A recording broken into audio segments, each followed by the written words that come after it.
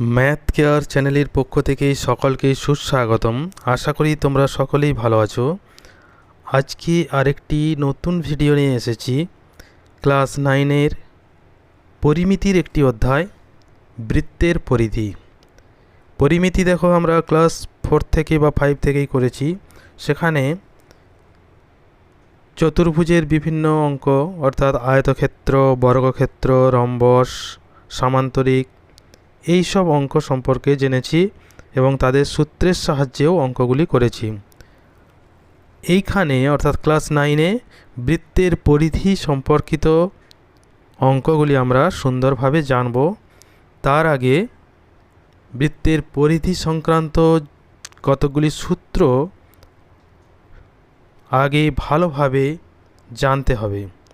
তাই প্রথমেই বৃত্তের পরিধি সংক্রান্ত সূত্রগুলি জেনে নেব, তারপর বৃত্তের পরিধি সংক্রান্ত অঙ্কগুলি করব। তাহলে প্রথমে দেখো, এই যেখানে ছবি দেওয়া আছে, এইটি একটি বৃত্ত। এই বৃত্ত অর্থাৎ যদি আমি এখান থেকে শুরু করি, এইখানে যে আবার শেষ করলে এইটি তার পরিধি, অর্থাৎ যেখানে আয়তক্ষেত্র, বর্গক্ষেত্র, বিভিন্ন রকম চতুর্ভুজের পরিসীমা আমরা হিসাব করি, এখানে বৃত্তের ক্ষেত্রে সেটা হবে পরিধি। এখান থেকে শুরু করলে এইখানে যে শেষ হবে, এটা হচ্ছে বৃত্তের পরিধি। এই বৃত্তটিকে যদি আমি একটি সরল রেখা বরাবর সমতলে ছেড়ে দিই, তাহলে কী হবে, এ বিন্দু থেকে শুরু করে যদি আবার যেখানে যে শেষ হবে এই বিন্দুতে, সেইটি হবে তার পরিধি বা পরিসীমা। এখানে সরল রেখা বরাবর যদি আমরা দৈর্ঘ্যটি মাপতে পারি, সেটি হবে এই বৃত্তটির পরিধি। ঠিক আছে। এইবার আমরা জানি যে প্রত্যেকটি বৃত্তের পরিধি এবং ব্যাসের দৈর্ঘ্যের অনুপাত একটি নির্দিষ্ট সংখ্যা। পরিধি আমরা জানি, এটি পরিধি যদি হয়, ব্যাস হবে বৃত্তের পরিধির যে কোনো দুটি বিন্দু যোগ করলে তাকে ব্যাস বলে, যদি সেটি কেন্দ্রগামী সরলরেখা বা জ্যা হয়। তাহলে কেন্দ্রগামী যে কোনো সরলরেখাকেই ব্যাস বলবো, যেটি পরিধির দুটি বিন্দু যোগ করে পাওয়া যায়। অসংখ্য ব্যাস থাকে। এই যে বৃত্তের পরিধি এবং ব্যাসের দৈর্ঘ্যের অনুপাত একটি নির্দিষ্ট সংখ্যা, সেই নির্দিষ্ট সংখ্যাটিকে আমরা পাই ধরে নিই। এই যে পায়ের মান হিসেব করে দেখা গেছে, এই পায়ের মান 22/7 বা 3.14, এটি আসন্ন মানে। তাহলে আমরা কি জানলাম, যে কোনো বৃত্তের পরিধি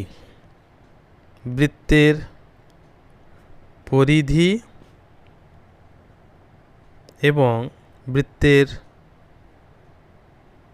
ব্যাস, তাদের অনুপাত সবসময় নির্দিষ্ট। সেই নির্দিষ্ট সংখ্যাটিকে আমরা পাই বলি। এই পায়ের মান 22/7। তাহলে বৃত্তের ব্যাস যদি আমি এখন ধরে নিই, যে মনে করি বৃত্তটির ব্যাসার্ধ সমান r একক, অবশ্যই। তাহলে বৃত্তটির ব্যাস হবে, ব্যাসের মান আমরা জানি ব্যাসার্ধের দ্বিগুণ, তাহলে 2r একক সমান 2r একক। তাহলে এখানে যদি আমরা এবার বসিয়ে দিই বৃত্তের পরিধি বাই বৃত্তের ব্যাস সমান পাই, তাহলে এখান থেকে আমরা বৃত্তের পরিধিটি পেয়ে যাব। কিভাবে? বৃত্তের পরিধি ডিভাইডেড বাই বৃত্তের ব্যাস পেয়ে গেলাম 2r সমান পাই। অতএব বৃত্তের পরিধি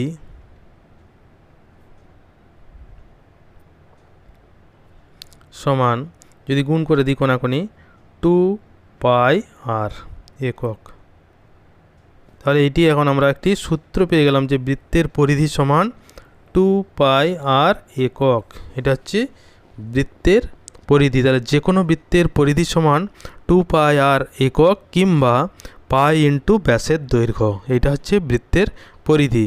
এবার যদি ব্যাসের দৈর্ঘ্য কিংবা ব্যাসার্ধের দৈর্ঘ্য দেওয়া থাকে, পায়ের মান আমরা জানি, পাই সমান কত, এটা আমরা এখানে লিখে রাখি, পাই সমান 22/7 বা 3.14।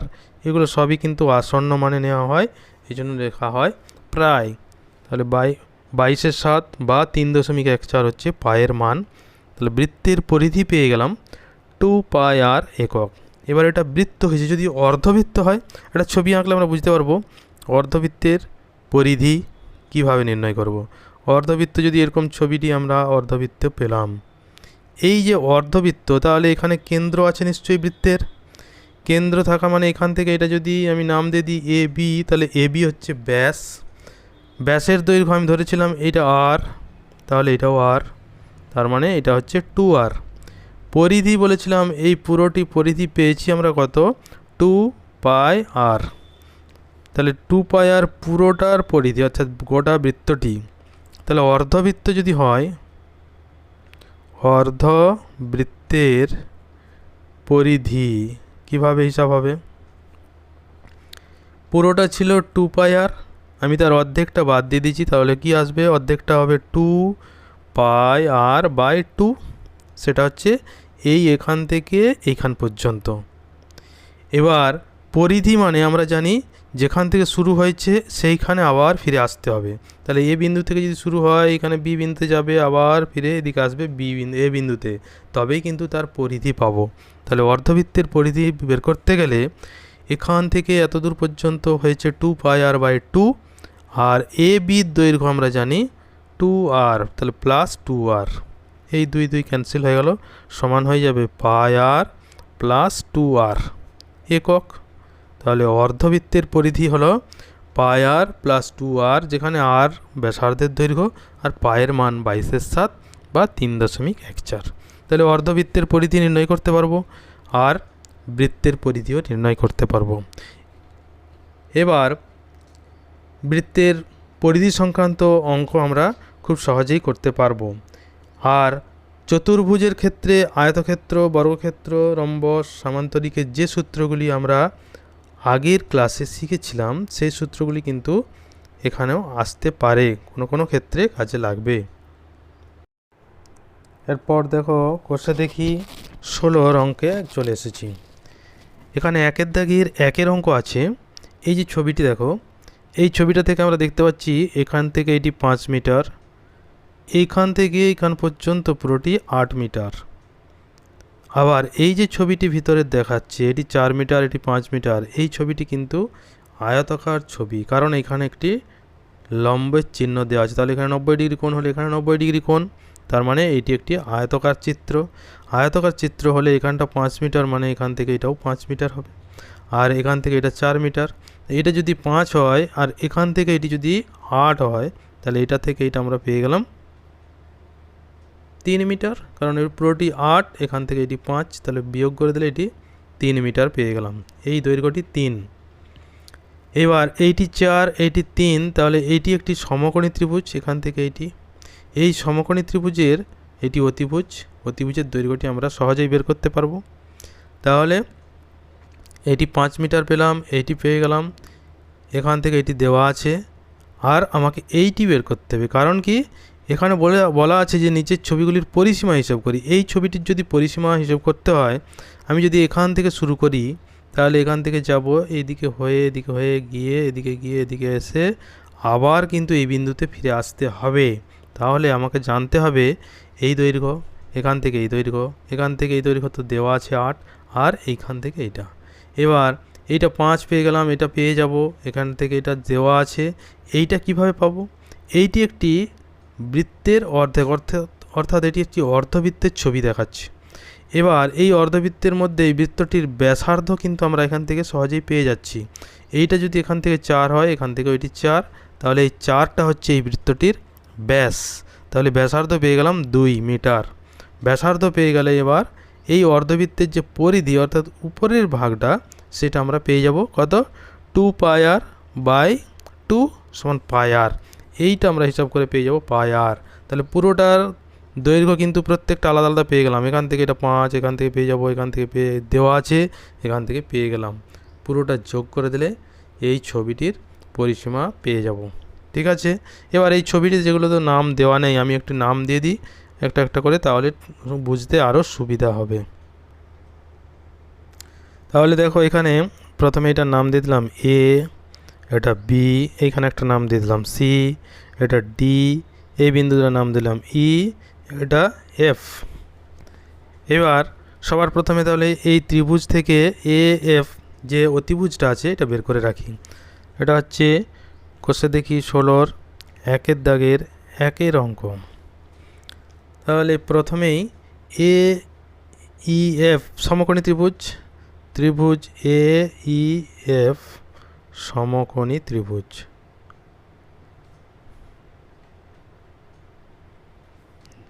যার এ ই সমান 4 মিটার, এটি লম্ব, এফ ই সমান 8 - 5 মিটার সমান 3 মিটার, এটি ভূমি। অতএব অতিভুজ এ এফ সমান, আমরা জানি অতিভুজের স্কোয়ার সমান লম্ব স্কোয়ার প্লাস ভূমি স্কোয়ার, তাহলে √4 স্কোয়ার যুক্ত 3 স্কোয়ার সমান 16 যুক্ত 9 সমান √25 সমান 5 মিটার। ঠিক আছে, তাহলে এ এফ সমান আমরা পেয়ে গেলাম এটা 5 মিটার। এ ই এফ ই থেকে এ এফ এর দৈর্ঘ্য আমরা সহজেই পেয়ে গেলাম, এটি 5 মিটার, এটি 5 মিটার, এটি 5 মিটার, এখান থেকে এটি 8 মিটার। এবার বিডি তার দৈর্ঘ্য 4 মিটার এবং এটি এই বৃত্তাকার চিত্রটির ব্যাস। তাহলে বিডি যদি 5 মিটার হয়, 4 মিটার হয়, আমি এখানে কেন্দ্রটা এই বৃত্তটার কেন্দ্র ধরে নিচ্ছি ও, তাহলে ওবি সমান এখান থেকে পেয়ে যাব বিডি সমান 4 মিটার। অতএব ও বি সমান 4/2 মিটার সমান 2 মিটার। সেটা হচ্ছে ও বি অর্থাৎ ব্যাসার্ধ এই চিত্রটির। তাহলে এখন বি সি ডি যে বৃত্তাকার অংশ অর্থাৎ বৃত্তচাপ, এটা হচ্ছে অর্ধবৃত্তাকার অংশ। এই বি সি ডি অর্ধবৃত্তাকার অংশের দৈর্ঘ্য বের করব আমরা। দৈর্ঘ্য কত হবে? বৃত্তের পরিধির অর্ধেক 2 পাই, আর এর মান এখানে 2, তাহলে পেয়ে যাব 2 পাই ইন্টু 2/2, 2 কেটে গেল সমান 2 ইন্টু পায়ের মান বসিয়ে দিচ্ছি 22/7 মিটার সমান 44/7 মিটার। এটি হচ্ছে এই বিসিডি অংশটির দৈর্ঘ্য। তাহলে এখন আমরা পুরো ছবিটার পরিসীমা বের করার জন্য যেই দৈর্ঘ্য দরকার সেইগুলো কিন্তু আমরা পেয়ে গেছি। এ বির দৈর্ঘ্য পেয়ে গেছি, বি সি ডির দৈর্ঘ্য পেয়ে গেছি, ডি এফ দৈর্ঘ্য দেওয়া আছে, এ এফ দৈর্ঘ্য পেয়ে গেছি। তাহলে যদি এখন আমরা এই ছবিটির পরিসীমা নির্ণয় করি, অর্থাৎ প্রথমে আমি এ থেকে নাম দিয়ে যাচ্ছি A B C D E F এর পরিসীমা সমান কত হবে? এখান থেকে পরপর দিয়ে যাব। এ বির দৈর্ঘ্য হচ্ছে 5 যুক্ত বিসিডি পেয়েছি যে 44/7 যুক্ত ডি এফ তার দৈর্ঘ্য 8 যুক্ত এফ এ তার দৈর্ঘ্য 5, 5 আর 13, 5 18, এত মিটার সমান 18 যুক্ত 44/7 মিটার সমান, এটাকে আমরা করে দিতে পারি 18 যুক্ত 44/7কে করলে 6 7 42, 2/7 মিটার। তাহলে এই দুটো আবার যোগ করে দিলে আমরা একবারে যোগ করতে পারি, যেহেতু এটা পূর্ণ সংখ্যা, এটি ভগ্নাংশ, পূর্ণ সংখ্যায় যোগ করে দিলে 24 পূর্ণ 2/7 মিটার। তাহলে এই যে ছবিটি দেওয়া ছিল পুরো ছবিটির পরিসীমা আমরা পেয়ে গেলাম 24 পূর্ণ 2/7 মিটার। খুবই সহজ অঙ্ক, খুব সুন্দরভাবে ভালো করে বুঝে নিতে হবে, বুঝলেই কিন্তু অঙ্কটি পরিষ্কারভাবে হিসেব করা যাবে। ঠিক আছে। তারপর দেখো চলে এসেছি 1 দাগের 2 অঙ্কটিতে। 2 অঙ্কটিতে ছবি কি আছে, এই যে ছবিটি আছে এটি এইখানে একটি বৃত্তাকার অংশ অর্থাৎ অর্ধবৃত্তাকার অংশ আছে এবং বাকি যে ছবিটি আছে এটি একটি আয়তক্ষেত্র কিংবা বর্গক্ষেত্র এইরকম টাইপের ছিল। এটা একটা বর্গক্ষেত্রই ছিল, কারণ এখানে 14 সেমি, এখানে 14 সেমি, এখানটাও তাহলে 14 সেমি। এটা যদি যোগ করে দিই এটা পুরোটি বর্গক্ষেত্র হবে। এই বর্গক্ষেত্রের একটি বাহু এখানে কেটে দিয়েছি, কেটে এইটিকে একটি অর্ধবৃত্তাকার ছবি এঁকে দিয়েছে। এখানটা একটি অর্ধবৃত্তাকার আছে। তাহলে এই ছবিটির পরিসীমা নির্ণয় করতে গেলে আমাকে প্রথমে নির্ণয় করতে হবে এই অর্ধবৃত্তাকার অংশটির দৈর্ঘ্য। এখানে কিন্তু ব্যাসার্ধটা দেওয়া আছে, ওই জন্য এখানে কেন্দ্র এখান থেকে ডট ডট করে দেওয়া আছে। এটি 7 সেমি, এখান থেকে এটি 14 সেমি, তাহলে এটিও 14 সেমি, এটি 14 সেমি দেওয়া আছে। তাহলে ব্যাসার্ধ 7 সেমি এটি দেওয়া আছে। এখানে এই বৃত্তাকার অংশটির দৈর্ঘ্য বের করলে এই পুরো ছবিটির পরিসীমা হিসেব করা সম্ভব। তাহলে যদি এখান থেকে শুরু করি, এখান থেকে শুরু করে এইদিকে এখানে 14, এখানে 14, এই দৈর্ঘ্যটা আমরা পেয়ে গেলে এইটা প্লাস এইটা যখন থেকে যোগ করে দেবো, কারণ এটাও 14, যোগ করে দিলে পুরো ছবিটির পরিসীমা পেয়ে যাব। তাহলে সবার প্রথমে আমাকে এই অর্ধবৃত্তাকার অংশটির দৈর্ঘ্য নির্ণয় করতে হবে। কিভাবে করব? ব্যাসার্ধ যেহেতু 7 দেওয়া আছে, অর্ধবৃত্তাকার এই অংশটির দৈর্ঘ্য কত হবে? 2 পাই আর তার অর্ধেক, অর্থাৎ 2 পাই আর বাই 2 সমান হচ্ছে পাই আর, যেখানে পায়ের মান 22/7, আর এর মান 7। তাহলে এটি সব পেয়ে যাব এই দৈর্ঘ্যটি। তারপর ছবিটির পরিসীমা আমরা সহজেই হিসেব করতে পারবো। তাহলে সবার প্রথমে এই ছবিটির আমি একটি নাম দিয়ে দিচ্ছি। এখান থেকে ধরো নাম দিলাম এ, বি, সি, এইখানে ডি দিয়ে দিলাম, ই। এবার এখানে ডি কেন্দ্রটি আমি মনে করলাম পি, তাহলে ডিপি হচ্ছে ব্যাসার্ধ। তাহলে প্রথমেই সি ডি, এটি নাম দিয়ে দিলাম ই। এই সি ডি ই এই তিনটি যে অংশ অর্থাৎ এই যে বৃত্তাকার অংশটি দৈর্ঘ্য বের করব। তাহলে সবার প্রথমে সি ডি ই বৃত্তাকার অংশটির দৈর্ঘ্য সমান 2 পাই আর, আর এর মান এখানে 7/2 সেমি, সমান পায়ের মান বসিয়ে দিলাম 2 গুণিত 22/7 গুণিত 7 সেমি। 7 7 ক্যান্সেল হয়ে গেল, 2 2 ক্যান্সেল, সমান থাকলো 22 সেমি। তাহলে বিসি যখন 14 সেমি, তাহলে এই দৈর্ঘ্যটাও পেয়ে যাব 14 সেমি। অতএব এ বি সি ডি ই এ এর পরিসীমা সমান কত আসবে? দৈর্ঘ্যগুলো বসিয়ে দেবো। এ বির দৈর্ঘ্য 14 যুক্ত বিসি সমান 14 যুক্ত সিডিই সমান পেয়ে গেছি যে 22 যুক্ত ইএ সমান 14 সেমি। সবগুলো যোগ করে দিলে 4 দিয়ে 6, 6 4 10, 4 14, 14 4, 1 1 2, 2 4 5 6 সমান 64 সেমি। তাহলে এই যে ছবিটি দেওয়া ছিল এই ছবিটির পরিসীমা আমরা পেয়ে গেলাম 64 সেমি। যেখানে ছবিটিতে বৃত্তাকার অংশ আছে, আবার চতুর্ভুজেরও কিছুটা অংশ বা বর্গক্ষেত্রের কিছুটা অংশ ছিল, এই পুরো ছবিটির পরিসীমা আমরা এখন পেয়ে গেলাম 64 সেমি। খুবই সহজ অঙ্ক, সুন্দরভাবে বুঝে নিয়ে অঙ্কটি প্র্যাকটিস করবে। তারপর দেখো 2 দাগের অঙ্ক এসেছি। 35 মিটার দৈর্ঘ্যের ব্যাসার্ধ বিশিষ্ট একটি বৃত্তাকার তারের রিং তৈরি করতে কত লম্বা তার নেব হিসেব করি। তাহলে এখানে যে বৃত্তাকার তারটি তৈরি করব অর্থাৎ তারের রিংটি তৈরি করব, তার ব্যাসার্ধ দেওয়া আছে 35 মিটার। তাহলে ব্যাসার্ধকে যদি আমরা আর ধরে নিই, তাহলে আর এর মান কত? 35 মিটার। এবার বৃত্তাকার রিং তৈরি করলে তার পরিধি সেটাই হবে তারের দৈর্ঘ্য, সেই পরিধির দৈর্ঘ্য হবে 2πr। তাহলে এখানে ছবিটি ভালো করে দেখো, দেখলেই বুঝতে পারবে যে যে বৃত্তাকার তারের রিং তৈরি করতে বলেছে তার ব্যাসার্ধ হচ্ছে 35 মিটার।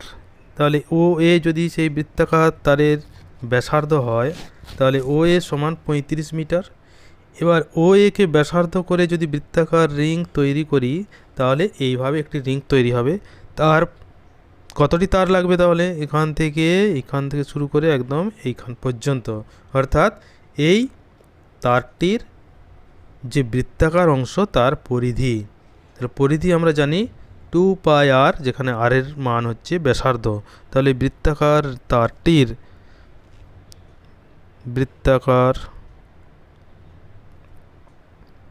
তারটির ব্যাসার্ধকে আমরা আর ধরি, তাই ব্র্যাকেটে লিখে দিলাম আর সমান 35 মিটার। অতএব বৃত্তাকার তারটির পরিধি সমান 2 ইন্টু পাই, পায়ের মান বসিয়ে দিতে পারি বা আবার লিখতেও পারি পাই ইন্টু আর মিটার। আর এর মান এবার বসিয়ে দেবো, পায়ের মানও বসিয়ে দেবো, 2 ইন্টু 22/7 ইন্টু আর এর মান 35 মিটার। কাটাকাটি করলে 7 5 7 35, 5 দুগুণে 10 আগে গুণ করলাম, 10 দিয়ে যদি 22কে গুণ করি 220 মিটার। তাহলে বৃত্তাকার রিং তৈরি করলে তার দৈর্ঘ্য হবে 220 মিটার। অতএব বৃত্তাকার রিংটির দৈর্ঘ্য হবে 220 মিটার। খুব সহজ অঙ্ক, সুন্দরভাবে করবে। তারপর 3 দাগের অঙ্ক দেখো, একটি ট্রেনের চাকার ব্যাসার্ধের দৈর্ঘ্য 0.35 মিটার। 1 মিনিটে চাকাটি 450 বার ঘুরলে ট্রেনটির গতিবেগ ঘন্টায় কত কিমি হিসেব করতে হবে। ট্রেনটির গতিবেগ ঘন্টায় কত কিমি। তাহলে ট্রেনের চাকার ব্যাসার্ধের দৈর্ঘ্য দেওয়া আছে 0.35 মিটার। তাহলে সবার প্রথমে আমাকে জানতে হবে ট্রেনের চাকাটির পরিধি কত মিটার। চাকার পরিধি যত মিটার হবে চাকাটি একবার ঘুরলে তত মিটার পথ যাবে। এবার 450 বার ঘুরলে তাহলে কত মিটার পথ যাবে পেয়ে যাব 450 দিয়ে গুণ করে। তাহলে সবার প্রথমে ট্রেনের চাকার পরিধি আমাকে হিসাব করতে হবে। পরিধি যত হবে একবার ঘুরলে একটি চাকা তত মিটার পথই যাবে। তাহলে ট্রেনের চাকাটির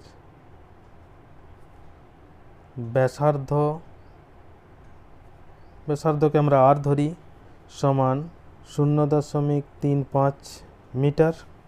ট্রেনের চাকাটির পরিধি সমান 2πr মিটার। 2 পায়ের মান বসালাম 22/7, আর এর মান বসিয়ে দিলাম 0.35 মিটার। দশমিকটি যদি তুলি তাহলে কি আসবে 2 গুণিত 22/7 গুণিত 35/100 দিয়ে ভাগ করে দিলাম, 7 5 35। এবার যদি 2 দিয়ে কাটাকাটি করি 50, 5 10 50 সমান 22/10 মিটার। তাহলে চাকাটি একবার ঘুরলে 22/10 বা 2.2 মিটার পথ অতিক্রম করবে। 450 বার ঘুরলে ইন্টু 400। অতএব চাকাটি একবার ঘুরলে 22/10 মিটার পথ অতিক্রম করে। অতএব চাকাটি 450 বার ঘুরলে পথ অতিক্রম করবে 22/10 ইন্টু 450 মিটার। এটি যে সরল করে 0 0 কাটলাম, সমান পেয়ে গেলাম 22 গুণিত 45 মিটার। যদি এটা গুণ করে দিই তাহলে গুণ করে দিলে একটু সহজ হয়ে যাবে হিসাবটা। 45 22, 45 দুগুণে 90, 45 দুগুণে 90, 990 মিটার।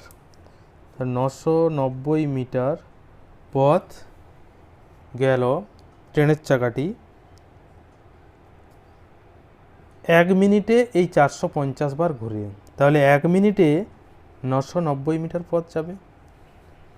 অতএব ট্রেনের চাকাটি 1 মিনিটে 990 মিটার পথ যায়। এবার ট্রেনটির গতিবেগ ঘন্টায় হিসাব করতে বলেছে। তাহলে 1 মিনিটে যদি 990 মিটার যায়, 1 ঘন্টা সমান 60 মিনিট। তাহলে ট্রেনের চাকাটি 60 মিনিটে যাবে 990 গুণিত 60 মিটার পথ যায়। সমান এটা যদি গুণ করে দিই, 0 0 প্রথমে বসে গেল, এই 0 এই 0, 9 6 লং 54, 5 থাকে, 9 6 54, 5 59 তো মিটার। এই মিটারকে যদি কিলোমিটারে করে দিই তাহলে 1000 দিয়ে ভাগ করতে হবে। আমরা জানি 5 9 4 0 0, তাহলে তাকে 1000 দিয়ে ভাগ করলে কিমি হয়ে যাবে। 0 0 কেটে দিলাম, এই 0 0 কেটে দিলাম। এবার 10 যদি ভাগ করে দিই 59.4 কিমি। ঠিক আছে, তাহলে ট্রেনটির গতিবেগ ঘন্টায় পেয়ে গেলাম 59.4 কিমি। অতএব ট্রেনটির গতিবেগ ঘন্টায় 59.4 কিমি। ঠিক আছে, খুবই সহজ অঙ্ক, সুন্দরভাবে অঙ্কটি করবে। তাহলে এই যে অঙ্কগুলি 1-এর দাগ, 2-এর দাগ এবং 3-এর দাগের অঙ্কগুলি সম্পূর্ণ করেছি। খুব সুন্দরভাবে বুঝে অঙ্কগুলি করার চেষ্টা করবে। ভিডিওটি শেষ পর্যন্ত দেখার জন্য সবাইকেই ধন্যবাদ। ভালো থাকবে।